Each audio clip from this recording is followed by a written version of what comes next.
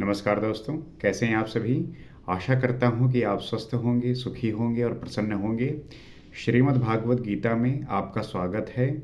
हम यहाँ पे जीवन के आपकी जो भी दुविधा हैं, जो भ्रम हैं, जो परेशानियाँ हैं, जो चुनौतियाँ हैं, उसको आप किस प्रकार से टैकल करते हैं, किस प्रकार से मैनेज करते हैं और क्या आपका जीवन जो हुआ है, वो उसका उद्देश्य क्या है? आप पाना क्या चाहते हैं? आप होने के लिए क्या पैदा हुए हैं? और आपके जीवन के जो भी प्रश्न होते हैं, क्योंकि आपने स्कूल में, कॉलेज में, हर जगह पे किसी न किसी तरीके से प्रश्नों को सॉल्व किया, सूत्र समझे और उन सूत्रों के माध्यम से उसको समझा। परंतु जो जीवन के सूत्र हैं, उसे आप कहाँ से प्राप्त करोगे? कौन बताएगा? तो होना तो चाहिए कि आप किसी ऐसे गुरु को, किसी मेंटोर को, किसी ऐसे व्यक्ति को साधिए जो आपको वो रास्ता दिखाए। लेकिन अगर आपको सामान्यता नहीं मिल रहा है, कोई नहीं प्राप्त हो रहा है, वैसे तो उपलब्ध है, अवेलेबल है, आपको बस ढूँढने की आवश्यकता है। लेकिन श्रीमद् भागवत गीता एक ऐसी किताब है कि वो आपको हर जगह मिल जाएगी, आपको बस अध्ययन करने की आवश्यकता है। अगर आप इसका नित्य अध्ययन करते हैं, पाठ करते हैं, चिंतन करते हैं, तो आपको इससे बहुत ज़्यादा लाभ मिलेगा। अर्थात आपके संपूर्ण प्रश्नों का उत्तर यहाँ पे विद्यमान है। आवश्यक है कि आप जो है इसका पाठ करें, आप इसको समझें। तो उन्हीं सूत्रों को हम इन वीडियो के माध्यम से समझने का प्रयास करते हैं कि हम उस चीज़ को जान सकें जो हमारे जीवन के लिए उपयोगी है और हमें अपने होने का बोध कराती है। तो आइए उन सूत्रों को डिकोड करते हैं, उन सूत्रों को समझते हैं और हम किस प्रकार से हमारा जीवन है उसे किस प्रकार से हम जी सकते हैं, इस पे बात करते हैं। सर्वभूतस्थात्मानं सर्वभूतानि च आत्मनि ईक्षते योग युक्तात्मा सर्वत्र शम दर्शना। योग के परिणाम से युक्त आत्मा वाला, सब में समभाव से देखने वाला योगी आत्मा को संपूर्ण प्राणियों में व्याप्त देखता है और संपूर्ण भूतों को आत्मा में ही प्रवाहित देखता है।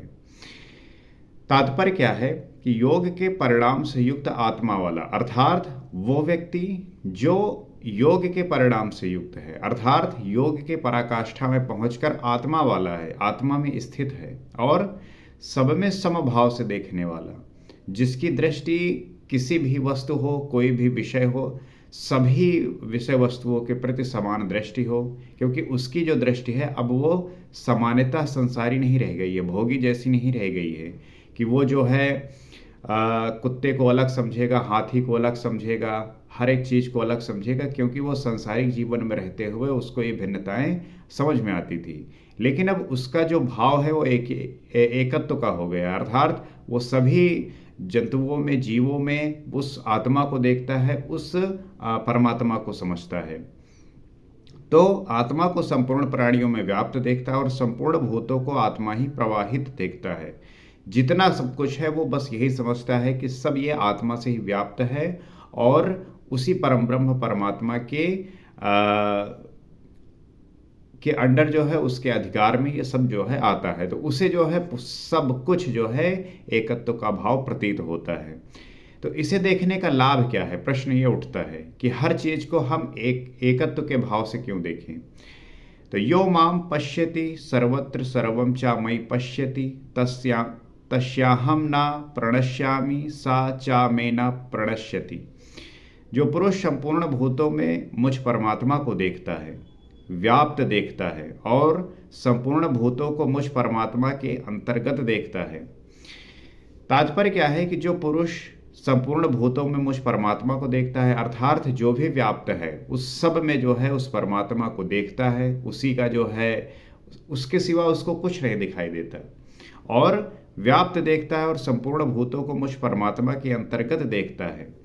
में उस परमात्मा के अंदर ही सब कुछ विद्यमान है, उससे अलग कुछ भी नहीं है। आप जिस भी बात का जिक्र करेंगे, किसी भी बात को लेके आप उसे जानने का प्रयास करेंगे, तो वो सब उस परमात्मा में व्याप्त है, उसी के अंतर्गत है। तो उसके लिए मैं अदृश्य नहीं होता और वो मेरे लिए अदृश्य नहीं है। अर्थात जब आप इस प्रकार से आपकी दृष्टि हो जाती है, इस प्रकार से आप देखने लगते हैं, तो आप और परमात्मा की जो दृष्टि है, उनकी देखने की जो समझ है वो एक जैसी हो जाती है, अर्थात उसमें वो एक दूसरे में विलीन हो जाते हैं, उनकी जो स्थिति होती है एक समान हो जाती है। तो ये प्रेरक का आमने सामने मिलन है, संख्य भाव है, सामीप्य मुक्ति है। तो ये उस साधक के लिए आमने सामने का मिलन होता है, साख्य भाव होता है, अर्थात वो मित्रता, जैसे जब दो दोस्त मिलते हैं तो उनके बीच में कुछ भी नहीं रह जाता, अर्थात वो एक हो जाते हैं। उसी प्रकार जो साधक है उस परमात्मा को जानने के बाद, उसको उससे मिलने के बाद वैसा ही उसको अनुभूति होती है।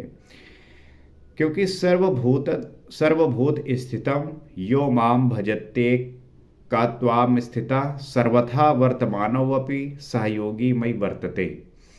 जो पुरुष अनेकता से परे उपर्युक्त एकत्व भाव से मुझ परमात्मा को भजता है, अर्थात जब तक आप संसारी जीवन जी रहे थे, जब तक आप संसार में थे, तब तक आपके अंदर वो अनेकता जो है भरी हुई थी, अर्थात ये वस्तु ये है, ये है, अर्थात आप जो भेद करते थे, जो भिन्नताएं थी वो समाप्त हो गई और अब जो है भाव एकत्व का आ गया है, अर्थात मुझ परमात्मा को ही भजता है, मुझे ही हर जगह देखता है। जैसे आपने प्रहलाद की कहानी सुनी होगी, तो प्रहलाद के जो है पिताजी हिरण्यकश्यप कहते हैं कि बताओ तुम्हारे भगवान कहाँ हैं, क्या इस खंभे में है तुम्हारे भगवान? तो प्रहलाद कहते हैं हाँ, मेरे भगवान इसी खंभे में हैं, और उसी खंभे से नरसिंह भगवान जो है प्रकट होते हैं। तो जब साधक अर्थात प्रहलाद जैसा साधक हर जगह उस ईश्वर को देखने लगता है, उसी को विद्यमान पाता है, तब वो जो है उस परमात्मा में ही बस जाता है, उसी में विलीन होता है। वह योगी सब प्रकार के कार्यों में बरतता हुआ भी मेरे में ही बरतता है। कोई भी कार्य करे, कुछ भी प्रयत्न करे, सब कुछ जो है उस परमात्मा के अधीन, उसी में संलग्न रहता है, उसी में जो है वो लगा रहता है, क्योंकि मुझे छोड़कर उसके लिए कुछ बचा भी नहीं है। अब करने को होता क्या है कि वो जो साधक होता है जब पराकाष्ठा की स्थिति में पहुंचता है, तो वहां पे उस साधक के लिए करने के लिए कुछ बचता नहीं है, शेष कुछ नहीं होता, अर्थात वो ईश्वर को ही अपना सब कुछ मानता है और उसी के प्रति उसको समर्पित रखता है। तो ईश्वर और उस साधक के बीच में कोई भी डिफरेंस, कोई भी अंतर नहीं रह जाता, और उसका तो सब मिट गया, इसलिए अब वो उठता बैठता जो कुछ भी करता है मेरे संकल्प से करता है, तो उसका जो है कुछ भी बचा नहीं रह जाता, अर्थात उसका जो अस्तित्व है वो मिट चुका है, वो परम ब्रह्म परमेश्वर ही हो गया है, अर्थात उससे वो उसमें विलीन हो गया है। अब उसकी जो आत्मा है उस परमात्मा से मिलन है, बस वो शरीर रूप में इस पृथ्वी पर आपके सामने प्रकट होता है। इसीलिए संसार में आप बहुत ऐसे संतों को देखेंगे जो उस स्थिति में पहुंचते हैं, और उस स्थिति में पहुंचने के बाद उनकी कही हुई वाणी, उनके कहे हुए शब्द, वाक्य, वचन, वो सब जो है बिल्कुल देववाणी होते हैं, और वही शब्द जो है किसी भी व्यक्ति के जीवन की धारा को बदल सकते हैं। इसीलिए ऐसे लोगों के सानिध्य में रहकर अपना जो भजन है उसे निरंतर करते रहना चाहिए। तो मेरे संकल्प से करता है, और आत्म उपयनेन सर्वत्र समपश्यति यो अर्जुन, सुखम वा यदि वा दुखम सा योगी परमो मता। तो श्री कृष्ण कहते हैं, हे अर्जुन, जो योगी अपने ही समान संपूर्ण भूतों में सम देखता है, वो ये कहते हैं कि हे अर्जुन, जो योगी अपने ही समान संपूर्ण भूतों में सम देखता है, अर्थात अपने ही जैसा संपूर्ण एक जैसा देखता है, हर एक चीज के लिए समान दृष्टि होती है, भिन्नता नहीं होती, अनेकता नहीं होता, तो अपने जैसा देखता है और सुख और दुख भी सब में समान देखता है। तो वो व्यक्ति चाहे सुख हो चाहे दुख हो, सभी में एक समान होता है। चाहे जितनी बड़ी उसे खुशी मिल जाए उसमें भी वो बिल्कुल शांत रहेगा, चाहे जितना दुख हो जाए उसमें भी वो शांत रहेगा, अर्थात उसकी जो दशा है वो एक जैसी ही रहेगी, चाहे कोई सेलिब्रेट करने की बात हो और चाहे कोई दुख की बात हो, कुछ भी हो, तो उसकी दशा नहीं बदलती, वो एक समान रहता है और हमेशा उसी दशा में रहता है। वो योगी जिसका भेदभाव समाप्त हो गया, परम श्रेष्ठ माना गया है। तो जो व्यक्ति भेदभाव समाप्त कर देता है वही योगी कहलाता है। वही परम श्रेष्ठ है। लेकिन यहाँ तो भेदभाव करने में लोग सबसे पहले आगे हैं। हम हिंदू, हम मुसलमान, हम ईसाई, हम सिख, हम फलाना, हम ढिमाका, सब इसी में पड़े हुए हैं। तो सब अपने आप को अलग बांट रखा है। लेकिन लेकिन अगर आपको परम श्रेष्ठ बनना है, आपको ईश्वर को प्राप्त करना है, योगी बनना है, तो आपको सबसे पहले यही खत्म करना होगा। लेकिन आप अपने अर्थों में अपने आप को इस प्रकार बांटे हुए हैं कि आप ही गलत हैं। आप अपने आप को लेकिन सही सिद्ध किए बैठे हुए हैं। कैसे आपको ईश्वर की प्राप्ति होगी? आप भसते रहिए, कुछ भी करते रहिए। तो आवश्यक यह है कि सबसे पहले आपका जो भेद है, जो आपका अलगाव है, वो मिट जाना चाहिए और प्रश्न पूरा हुआ। यही जो है प्रश्न था और यही जो है यहाँ पे संपन्न होता है। तो इस पे जो है अर्जुन आगे पूछते हैं, वो कहते हैं, यो अयम योग स्त्वा प्रोक्ता सम्मेन मधुसूदन एतस्याहम न पश्यामि चंचलत्वा स्थितम स्थिराम। वो अर्जुन श्री कृष्ण से कहते हैं, हे मधुसूदन, ये योग जो आप पहले बता आए हैं, इससे समत्व भाव दृष्टि मिलती है। मन के चंचल होने से बहुत समय तक इसमें ठहरने वाली स्थिति में मैं अपने को नहीं देखता। तो अक्सर यही होता है साधक के साथ कि ये जो योग श्री कृष्ण ने अभी बताया, समझाया, इसमें समत्व की जो दृष्टि है, जो भाव है, वो मन की चंचलता के परिणाम स्वरूप बहुत समय तक ठहरने वाली स्थिति में होती नहीं है। अक्सर जो है लोग समझते हैं, जानते हैं, सब कुछ जानते हुए, समझते हुए भी लोग गलती करते हैं। इसका यही मतलब हुआ कि अभी साधक जो है, साधक का मन पे जो है नियंत्रण नहीं आया, उसके इंद्रियों पे अभी जो है नियंत्रण नहीं आया। तो वो साधक जो है अपने उस मन के भ्रम में पड़कर चीज़ें जो है गलत कर बैठता है। तो चंचलम ही मनः कृष्ण प्रमाथ ही बलवद दृढ़म तस्याहम निग्रहम मन्ये वायोरिव सुदुष्करम। वो कहते हैं, श्री कृष्ण से पूछते हैं अर्जुन कि यह मन बड़ा चंचल है, प्रमथन स्वभाव वाला है। प्रमथन अर्थात दूसरे को मथ डालने वाला है। मन बड़ा चंचल है, आप कितना भी इसको प्रयास करो कंट्रोल करने की, लेकिन ये होता नहीं है, बहुत परेशान करता है। हठी तथा बलवान है, हठी भी है और बलवान भी है। ये इतना बलवान है कि आप कितना भी दृढ़ निश्चय कर लीजिए किसी भी कार्य करने को, लेकिन इसका मन हो गया तो लोग जो है इसके इन्फ्लुएंस में आ जाते हैं और कभी ना चाहते हुए भी ऐसे काम कर जाते हैं जो उन्होंने कभी सोचा नहीं होता। तो ये मन का विकार होता है। मन आपको किस तरीके से कौन सा कार्य करवा डाले, इसका कोई भी अंदाजा नहीं होता। तो इसलिए इसे वश में करना मैं वायु की भांति अति दुष्कर मानता हूँ। जैसे वायु को आप इकट्ठा नहीं कर सकते, एक जगह पर रोक नहीं सकते, उसी प्रकार इस मन को भी नियंत्रण करना अति दुष्कर है, बहुत मुश्किल है, हार्ड है। तूफानी हवा और इसको रोकना बराबर है। जैसे तूफान जब आती है तो उस तूफान को आप चाहे जितना रोकने का प्रयास करिए, बहुत मुश्किल होता है। उसी प्रकार इस मन को भी रोकना बहुत मुश्किल है, बहुत हार्ड है। तो करें क्या, किस प्रकार से हम इस पे नियंत्रण पाए?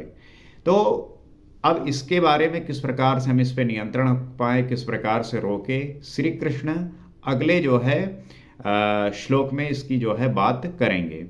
तो अगले एपिसोड में हम इस बात को जानेंगे कि किस प्रकार से हम इसको नियंत्रण कर सकते हैं। क्योंकि हमारा जो भी दोष है, हमारे जो भी पाप हैं, हमारे जो भी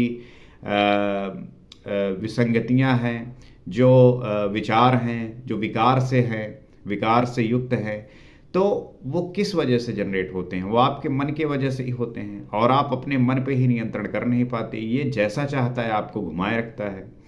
अगर आपका, बहुत लोग होते हैं वो दावा करते हैं, कहते हैं हमने कर लिया है और इसीलिए जो है हम जो अभी है वो बन बैठे हैं।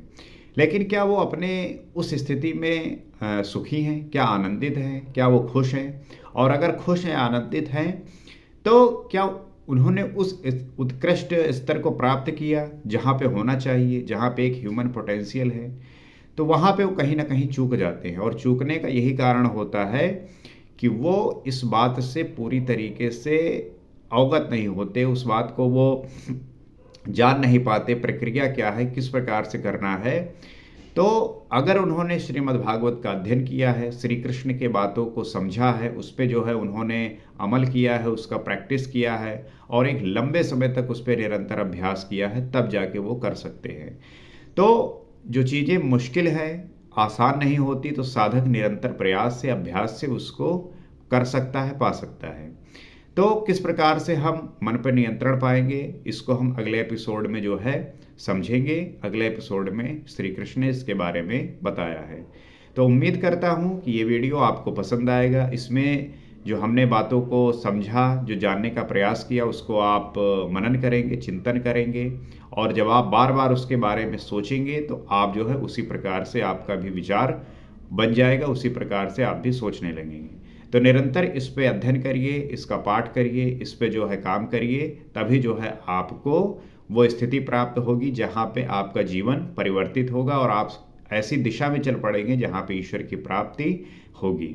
तो इसी प्रयास के साथ अगले एपिसोड में आपसे फिर मिलते हैं। आज के लिए इतना ही। नमस्कार।